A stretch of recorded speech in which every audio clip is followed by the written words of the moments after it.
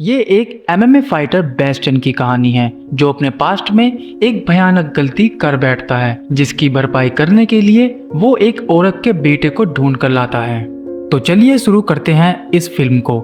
ये फिल्म एक MMA boxing ring में शुरू होती है जो चारों तरफ से बंद होता है, बाहर निकलने का कोई चांस नहीं। इस रिंग में इस फिल्म का मेन हीरो बेस्टियन अपने अपोनेंट एंजो के साथ एक एमएमए फाइट कर रहा है। इस फाइट को देखने के लिए यहाँ एंजो की पत्नी एमा और बेटा लियो भी मौजूद है।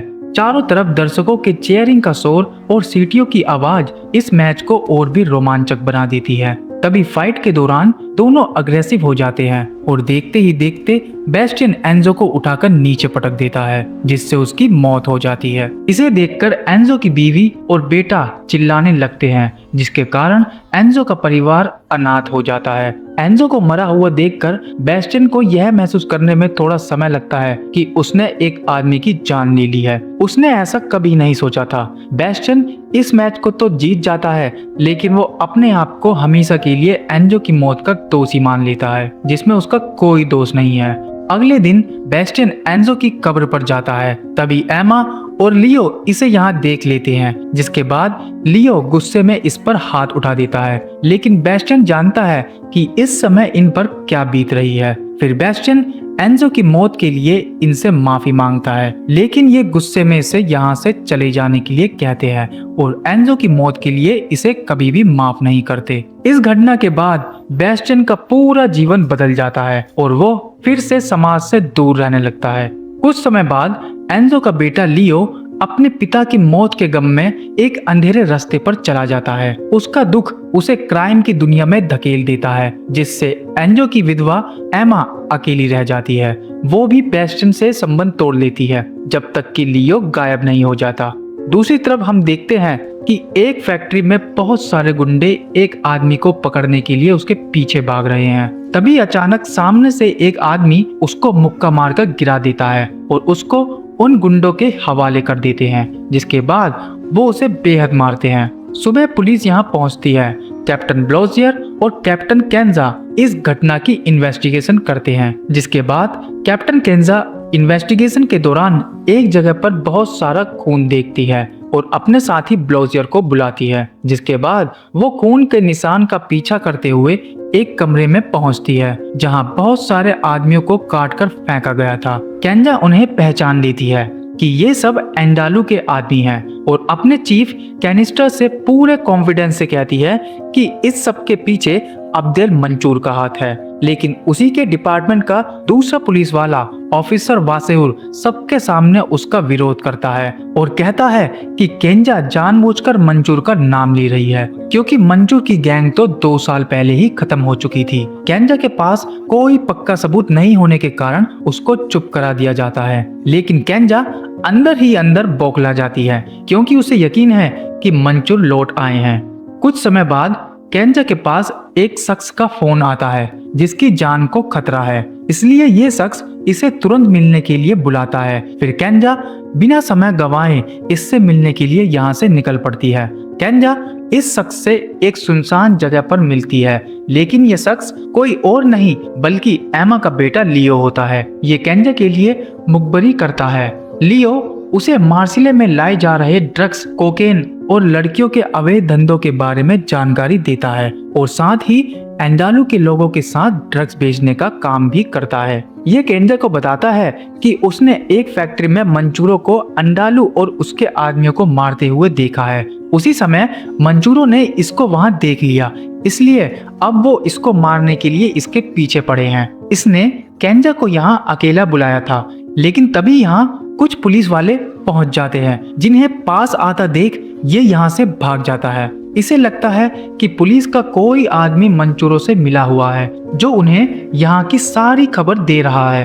दूसरी तरफ हम देखते हैं कि बेस्टियन के जीवन का सबसे भयानक पल वो दिन था जब उसने रिंग में एंजो को मार डाला। बेस्टियन एक सक्सेसफुल और एक ग्रेट फाइटर था, लेकिन उस दिन के बाद सब कुछ बदल गया। बेस्टियन अपने सक्सेसफुल फाइटिंग करियर को हमेशा के लिए छोड़ देता है और सुर्खियों से दूर एक शांत और अकेली जिंदगी जीता है। एंजो की मौत ने बेस्टियन को अंदर तक हिला दिया था। बेस्टियन हमेशा अपने आप को उसकी मौत का दोषी महसूस करता है। वो पल उसे एक बुरे सपने के रूप में हमेशा परेशान करता रहता है। लेकिन बेस्टियन हमेशा के लिए अपने फाइटिंग करियर को छोड़कर अब एक नई पहचान की तलाश में एक नमक की खदान में काम करना शुरू कर देता है, जहां वो अपने आप को शारीरिक रूप से थका देता है ताकि वो अपने दिमाग में चल रही अतीत की यादों से बच सके और किसी भी तरह की लड़ाई झगड़े से दूर रह सके। यहाँ भी वो लोगों से दूर रहता है। हालांकि 2 साल बाद उसका अतीत उसके दरवाजे पर दस्तक देता है।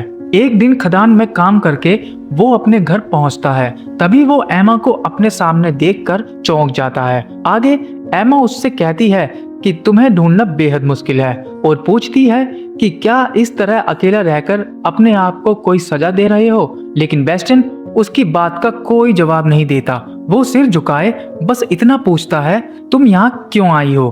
तब एमा उसे बताती है कि एंजो की मौत के बाद मैं संभल नहीं सकी और लियो पर भी ध्यान नहीं दे पाई, जिसके बाद लियो गलत संगत में पड़ जाता है। उसका दुख उसे क्राइम की दुनिया में धकेल देता है, जिसके बाद एमा अकेली रह जाती है। फिर एमा बेस्टियन को लियो की आखिरी कॉल रिकॉर्डिंग सुनाती है, जिसमें वो कहता है, माँ मुझे बचा लो, ये लोग मुझे मार डालेंगे। जब पुलिस एमा की मदद नहीं करती तो वो आखिरकार बेस्टियन के पास मदद मांगने आती है। एमा उससे कहती है कि तुमने हमें बर्बाद किया है और तुम्हें ही लियो को ढूंढकर मेरे पास लाना होगा। जिसके बाद बेस्टियन अपनी उस भयानक गलती की भरपाई करने की कोशिश करते हुए लियो को किसी भी कीमत पर ढूंढने का फैसला करता है। एमा उसे लियो का पता बताती है कि वो अपने चचेरे भाई ह्यूगो के साथ मार्सिले के मेन इलाके में रहता है। फिर एमा बेस्टियन को इस मिशन के लिए अपना एक ब्रेसलेट देती है जो इसकी हिफाजत करेगा। ये ब्रेसलेट बचपन में एमा को चर्च के पादरी ने इसे लियो की हिफाजत के लिए दिया था, जिसे अब एमा बेस्टियन को सौंप देती है। जिसके बाद बेस्टियन लियो को ढूंढने के लिए निकल पड़ता है। जैसे ही बेस्टियन मार्सिले के मेन इलाके में पहुंचता है, उस इलाके के कुछ लड़के बेस्टियन को उस इलाके में पहली बार देखकर घूरने लगते हैं। लेकिन बेस्टियन उनके पास जाता है और ह्यूगो का पता पूछता है और उन्हें धमकाते हुए अपनी बाइक की निगरानी करने के लिए कहता है, जिससे ये लड़के डर जाते हैं। फिर बेस्टियन ह्यूगो के अपार्टमेंट में पहुंचता है, जहां उसे अपार्टमेंट का गेट खुला मिलता है। जैसे ही वो अपार्टमेंट के अंदर जाता है, उसे वहां सारा सामान फैला हुआ मिलता है। जिसके बाद अचानक कैप्टन केंजा बेस्टियन के भेजे पर पीछे से बंदूक तान देती है और उससे पूछती है कि तुम कौन हो। तब बेस्टियन उसे बताता है कि लियो की माँ एमा ने मुझे यहाँ लियो को ढूंढने के लिए भेजा है। जिसके बाद कैप्टन केंजा उसे वहीं खड़ा रहने के लिए बोलती है। फिर बेस्टियन केंजा से पूछता है कि तुम यहाँ क्या कर रही हो। तब वो उसे बताती है कि मैं एक पुलिस वाली हूँ और उसे यकीन दिलाने के लिए अपना पुलिस का बैच भी दिखाती है। केंजा वहां से कुछ सबूत और फोटो इकट्ठा करती है। जिसके बाद ये दोनों बाहर उन लड़कों से पूछताछ करते हैं जो इन्हें बताते हैं कि कल ह्यूगो को कुछ गुंडों ने बेहद बेरहमी से पीटा और शायद अब वो क्लेरवेल हॉस्पिटल में होगा। जिसे सुनकर केंजा तुरंत हॉस्पिटल की ओर जाती है। बेस्टियन भी केंजा के पीछे पीछे जाता है और पूछता है कि क्या लियो तुम्हारी वजह से किसी मुसीबत में है। केंजा इसे पुलिस का मामला बताते हुए इससे दूर रहने के लिए कहती है और बेस्टियन को यहाँ छोड़कर अकेली ही हॉस्पिटल की ओर चली जाती है। दूसरी तरफ अब्देल मंचूर और ड्रिस मंचूर अपने गुप्त ठिकाने पर पहुंचते हैं, जो शहर से दूर एक सुनसान इलाके में है।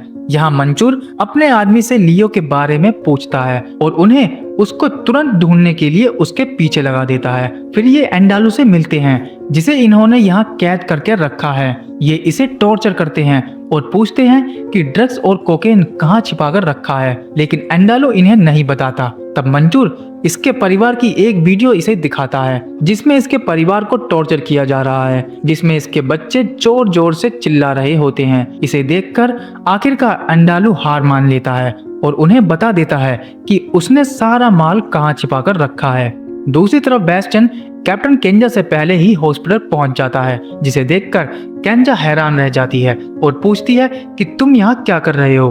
बेस्टियन उससे कहता है कि मुझे ह्यूगो से मिलने नहीं दिया गया। केंजा उसे दोबारा कहती है कि तुम इस सबसे दूर रहो क्योंकि ये बेहद खतरनाक काम है। लेकिन बेस्टियन उसके साथ अंदर जाने की जिद करता है और कहता है कि मैं लियो को ढूंढकर ही रहूंगा क्योंकि मैंने उसकी माँ से वादा किया है। जिसे सुनकर केंजा उससे कहती है क्यों, तुम उसके बाप हो? यह कहते हुए केंजा अंदर जा ही रही होती है कि तभी बेस्टियन कहता है, नहीं, लेकिन मैंने उसके बाप को मारा है। इसे सुनकर केंजा अंदर जाते जाते रुक जाती है। वो आगे बताता है कि मैं एक प्रोफेशनल MMA फाइटर था। 2 साल पहले वो एक मैच में मेरे हाथों मारा गया। ये सुनकर केंजा आखिरकार उसको अपने साथ अंदर ले जाने के लिए मान जाती है, जिसके बाद ये ह्यूगो से मिलने हॉस्पिटल के अंदर चले जाते हैं। दूसरी तरफ मंचूर लियो का पोस्टर शहर के हर गली हर कोने में लगाने के लिए अपने आदमियों को कहता है और जो इसका पता बताएगा उसे 10,000 का इनाम भी दिया जाएगा। आगे हॉस्पिटल के बाहर खड़े मंचूर के आदमी इसे बताते हैं कि वो पुलिस वाली भी लियो को ढूंढ रही है, जिसके बाद ये केंजा के भी पीछे पड़ जाते हैं। हॉस्पिटल में केंजा ह्यूगो से पूछताछ करती है, लेकिन उसकी हालत बेहद खराब होने के कारण वो केवल यही बता पाता है कि उन लोगों ने मास्क पहने थे और वो उसे बेहद बेरहमी से मारते रहे जब तक कि उसकी हड्डियां टूट नहीं गई। उसका एक लंग भी खराब हो चुका है। फिर केंजा उसे एक लड़की की फोटो दिखाते हुए उसके बारे में पूछती है। ह्यूगो उसे बताता है कि वो लियो की गर्लफ्रेंड इनाया है और उसकी बहन एक नाइट क्लब में काम करती है। आगे जैसे ही ये दोनों हॉस्पिटल से बाहर आते हैं,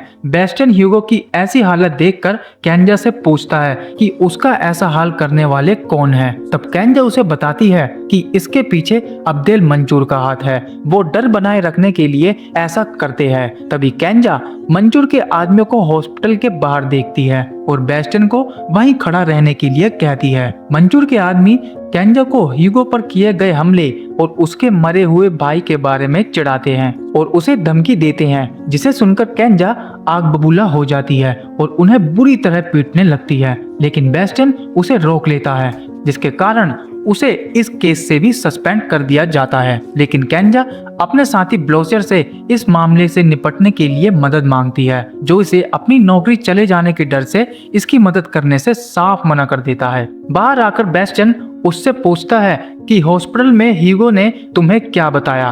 वो गुस्से में उसे बताती है कि मैं अब सस्पेंडेड हूँ, लेकिन बेस्टियन उससे कहता है कि ये तो अच्छा है क्योंकि अब तुम्हारे पास खोने के लिए कुछ नहीं है। जिसे सुनकर आखिरकार केंजा उसे बताती है कि ह्यूगो ने उसे लियो की गर्लफ्रेंड इनाया की बहन का पता बताया है, जो एक नाइट क्लब में काम करती है। जिसके बाद बेस्टियन अकेला उसे ढूंढने के लिए निकलता है। तभी केंजा भी उसके साथ चलने को कहती है, जिसके बाद बेस्टियन उससे आखिरकार पूछता है कि तुम्हारी उस गैंग से क्या दुश्मनी है। तब वो उसे बताती है कि ये सच है कि लियो मेरे लिए काम करता था। वो मुझे बताता था कि कैसे ड्रग्स और अन्य अवैध सामान मार्सिले में लाए जा रहे हैं और उसने किसी का कत्ल होते हुए देखा था, जिसके बारे में वो मुझे बताने वाला था। लेकिन तभी वहाँ मेरे कलीग्स आ गए, जिनको देखकर वो वहाँ से भाग गया। लेकिन मंचूर जानता है कि लियो मुझसे मिलने जरूर आएगा, इसलिए उसने हॉस्पिटल के बाहर मेरे पीछे अपने आदमी लगाए थे। इसके बाद ये दोनों मिलकर लियो को मंचूर से ढूंढने से पहले ढूंढते हैं। बेस्टियन की तरह इस मामले को सुलझाने में उसका भी कुछ निजी दांव पर लगा है, जिसके बारे में वो आगे बताएगी। दूसरी तरफ लियो मंचूर के आदमियों को उसका पोस्टर पूरे शहर में बांटते हुए देख लेता है, जिसे देखकर लियो घबरा जाता है, लेकिन उसकी गर्लफ्रेंड इनाया उसे शांत करा लेती है। दूसरी तरफ केंजा और बेस्टियन लियो की गर्लफ्रेंड की बड़ी बहन पतो से मिलने एक नाइट क्लब में जाते हैं। लेकिन जैसे ही केंजा उससे बात करने की कोशिश करती है, तभी यहाँ एक बाउंसर आ जाता है और केंजा को उससे बात करने से रोकता है। जिसके बाद बेस्टियन बीच में आ जाता है, जिसे देखकर ये बाउंसर बाकी के बाउंसरों को यहाँ बुलाता है, जो इन्हें घेरकर इन पर हमला कर देते हैं।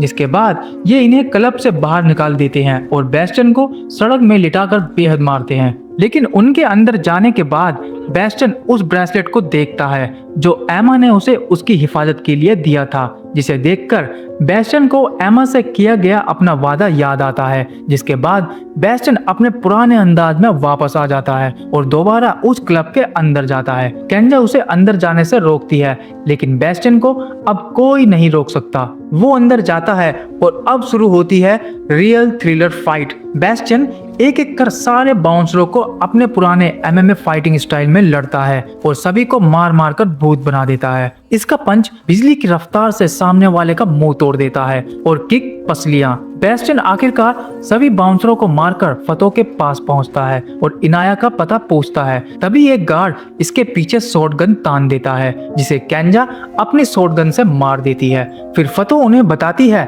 कि लियो और उसकी बहन इनाया उसकी माँ के घर पर रह रहे हैं। जिसके बाद ये दोनों क्लब से बाहर आते हैं और केंजा देर रात होने के कारण बेस्टियन को अपने घर ले आती है, जहां ये अकेली रहती है। केंजा बेस्टियन को घाव पर लगाने के लिए दवाई देती है और पूछती है कि क्या तुम्हारे शरीर पर इतने सारे निशान एमएमए फाइट के दौरान आए हैं। तब बेस्टियन उसे बताता है कि उसे एमएमए फाइट करना बेहद पसंद था। उसने अपने शरीर को हथियार बना लिया था और एमएमए फाइटिंग स्किल में दक्षता हासिल कर ली थी, लेकिन किसी को मारने के इरादे से नहीं। वो सबसे अच्छा फाइटर बनना चाहता था। वो फाइटिंग से बेहद प्यार करता था, इसके लिए रोज प्रैक्टिस करता था। ना शराब, ना सिगरेट, कोई नशा नहीं, कोई गर्लफ्रेंड नहीं, केवल फाइट। लेकिन उस इंसिडेंट के बाद उसने वो सब कुछ छोड़ दिया, जिसके बाद उन दोनों के बीच कुछ देर के लिए खामोशी छा जाती है। फिर बेस्टियन एक फोटो में केंजा और एक लड़के को देखकर उसके बारे में पूछता है,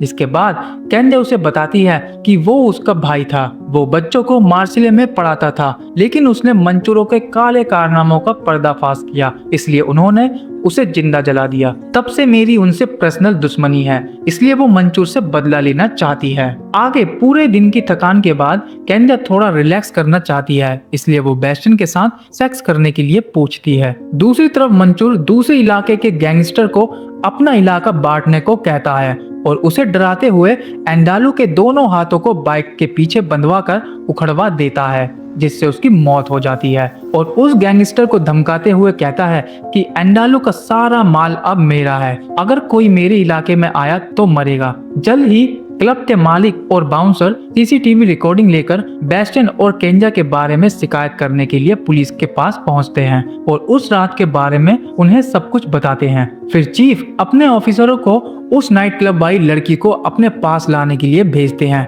और केंजा और लियो को भी ढूंढने का ऑर्डर देते हैं।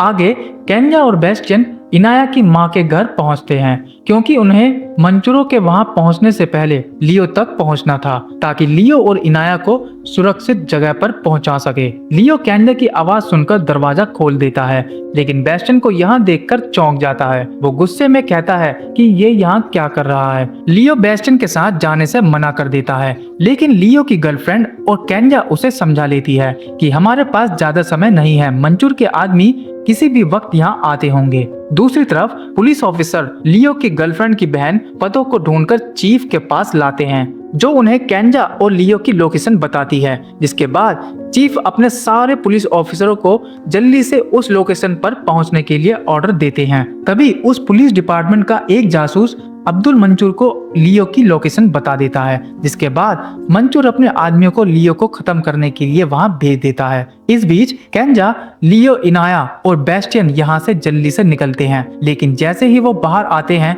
मंचूर के लोग उस इमारत को चारों ओर से घेर लेते हैं। फिर ये सब पीछे के रास्ते से भागने की कोशिश करते हैं, तभी इन्हें दो गुंडे देख लेते हैं। बेस्टियन केंजा को लियो और इनाया को यहाँ से ले जाने के लिए कहता है और उन गुंडों को उनके पीछे जाने से अकेला ही रोकता है। तभी बहुत सारे गुंडे बेस्टियन के पीछे पड़ जाते हैं। उन्हें देखकर बेस्टियन वहां से भागता है। इस दौरान वो सामने से भी बहुत सारे गुंडों को आते हुए देखता है। ये सभी बेस्टियन को पकड़ने ही वाले होते हैं कि तभी वहां पुलिस की पूरी टीम पहुंच जाती है और उन्हें बचा लेती है। फिर ये सब पुलिस के साथ पुलिस स्टेशन सुरक्षित पहुंच जाते हैं। पुलिस इनाया और फतो को एक सुरक्षित जगह पर ले जाती है और इन तीनों को यहाँ पूछताछ के लिए रोक लेते हैं। चीफ केंजा को अपने ऑफिस में बुलाते हैं और सबकी जान जोखिम में डालने के लिए उसे डांटते हैं। बाहर लियो आखिरकार बेस्टियन को अपनी जान जोखिम में डालकर उसकी जान बचाने के लिए शुक्रिया कहता है। इस बीच लियो बेस्टियन के हाथ में अपनी माँ का ब्रासलेट भी देख लेता है। तब बेस्टियन उसे बताता है कि ये उसकी माँ एमा ने उनकी हिफाजत के लिए उसे दिया है। लियो इसे बेस्टियन के पास ही रहने देता है, लेकिन लियो अपने पिता की मौत के लिए उसे माफ नहीं करता। लियो का ऐसा गुस्सा देखकर बेस्टियन उसे समझाता है कि इतना गुस्सा तुम्हारे लिए ठीक नहीं है, ये तुम्हें बर्बाद कर देगा, और उसे आगे बताता है कि वो भी लियो की उम्र का था जब उसके पिता की मौत हुई। तब से वो कठोर बन गया था, हमेशा गुस्से में ही रहता था, लोगों से बात भी नहीं करता था, कई गलत काम किए, लेकिन फिर उसे कुछ अच्छे लोग मिले जिन्होंने उसे सही रास्ता दिखाया। लियो आगे पूछता है कि क्या ये गुस्सा कभी जाएगा। बेस्टियन कहता है नहीं, पर उसे तुम अपनी ताकत बना सकते हो। इस बीच चीफ कैनिस्ट्रा लियो की स्टेटमेंट लेने के लिए उसे इन्वेस्टिगेशन रूम में बुलाते हैं, लेकिन लियो वहां जाने से पहले बेस्टियन से आखिरी बार पूछता है कि तुमने अपने गुस्से पर कंट्रोल कैसे किया, मुझे जरूर बताना। ये कहते हुए लियो स्टेटमेंट के लिए रूम में चला जाता है। दूसरी तरफ अब्दुल मंसूर पुलिस डिपार्टमेंट के अपने जासूस से कहता है कि कुछ भी करके लियो को मेरे खिलाफ गवाही देने से रोके, वरना वो उसकी जान ले लेगा। आगे इस कमरे में कैप्टन केंजा, कैप्टन ब्लोजियर, कैप्टन वासेउर और लियो मौजूद होते हैं, जो लियो से पूछते हैं कि उसने उस दिन फैक्ट्री में क्या देखा। तब लियो उन्हें बताता है कि उस रात वहां एक डील होने वाली थी, लेकिन एंडालू के ही एक साथी ने उसे फंसा दिया। लियो उसका चेहरा नहीं देख पाया क्योंकि उसने कैप पहनी थी, और जैसे ही मंसूर ने उसके एक आदमी का गला काटा, तभी लियो डर जाता है, जिससे उसका लॉकेट टूटकर नीचे गिर जाता है, जिसकी आवाज सुनकर वो लियो को देख लेते हैं। जिसके बाद एंडालू और लियो वहां से भागते हैं। फिर केंजा उससे पूछती है कि वो उस दिन पुलिस को वहां देखकर क्यों भागा था, क्या उस टोपी वाले की वजह से। तब लियो उन्हें बताता है कि एंडालू उस आदमी को कॉप कहकर पुकारते थे, जिससे केंजा को लगता है कि उसी के डिपार्टमेंट का कोई पुलिस वाला मंसूरों से मिला हुआ है। दूसरी तरफ बाहर अचानक पुलिस ऑफिसरों के पास लगातार किसी न किसी घटना की कॉल आती है, जिसकी वजह से एक एक कर सभी पुलिस वाले वहां से चले जाते हैं, और अब पुलिस स्टेशन में केवल बेस्टियन, केंजा, लियो, चीफ कैनिस्ट्रा और कुछ अन्य अधिकारी ही बचे होते हैं, और धीरे धीरे करके पूरा पुलिस स्टेशन खाली हो जाता है। अंदर केंजा को कैप्टन ब्लोजियर पर गद्दार होने का शक होता है, लेकिन तभी कैप्टन वासेउर ब्लोजियर को चाकू मार देता है और केंजा और लियो को भी मारने की कोशिश करता है कि तभी केंजा उसे अपनी बंदूक से मार देती है, जिससे उस जासूस का चेहरा सबके सामने आ जाता है। जिसके बाद अचानक पुलिस स्टेशन की बिजली चली जाती है, और तभी बाहर अब्दुल मंसूर अपने आदमियों के साथ पुलिस स्टेशन पर हमला कर देता है, जिससे पता चलता है कि वो सारी झूठी घटनाओं की कॉल मंसूर ने ही करवाई थी ताकि पुलिस स्टेशन खाली हो सके। फिर ये चारों इनसे बचते हुए एक कमरे में से एग्जिट डोर की तरफ जाते हैं, लेकिन यहाँ चीफ कैनिस्ट्रा मारे जाते हैं। फिर ये तीनों इनसे छिपकर भागने की कोशिश करते हैं, लेकिन उनका एक आदमी केंजा पर गोली चला देता है, जिसके बाद बेस्टियन उसे मार देता है, लेकिन बुलेट प्रूफ जैकेट की वजह से केंजा बच जाती है। आगे लियो को बचाने के चक्कर में बेस्टियन को गोली लग जाती है, लेकिन ये फिर भी हार नहीं मानता, और आखिरकार बेस्टियन का सामना ताकतवर काले नाग ड्रिस मंसूर से होता है, जबकि केंजा अब्दुल मंसूर से लड़ाई में उलझ जाती है। अब एक तरफ केंजा अब्दुल मंसूर से लड़ती है और दूसरी तरफ बेस्टियन ड्रिस मंसूर से लड़ता है। इन चारों के बीच बहुत जबरदस्त फाइट चलती है। ड्रिस मंसूर लियो को पकड़ने की कोशिश करता है, लेकिन बेस्टियन उसे रोक लेता है। इस बीच वो बेस्टियन के पेट में लकड़ी का एक टुकड़ा घुसा देता है। दूसरी तरफ मंसूर केंजा को बहुत मारता है, पर आखिरकार केंजा अपनी स्टिक निकालकर उसके आंख में घुसा देती है और उसे हमेशा के लिए मार देती है। दूसरी तरफ बेस्टियन भी अपने पेट में घुसे लकड़ी के टुकड़े को निकालकर ड्रिस के पैर में घुसा देता है, और आखिरकार बेस्टियन भी उसको जान से मार देता है, जिसके बाद ये तीनों आखिरकार इनसे बच जाते हैं। अंत में बेस्टियन एमा से किया गया अपना वादा पूरा करता है और लियो को उसे सौंप देता है, जिससे बेस्टियन को एहसास होता है कि उसने अपने अतीत की गलतियों की कुछ हद तक भरपाई कर ली है। अगर आपको ये वीडियो पसंद आया हो तो लाइक करें, कमेंट करें और चैनल को सब्सक्राइब करना ना भूलें। फिर मिलेंगे एक और नई फिल्म के साथ।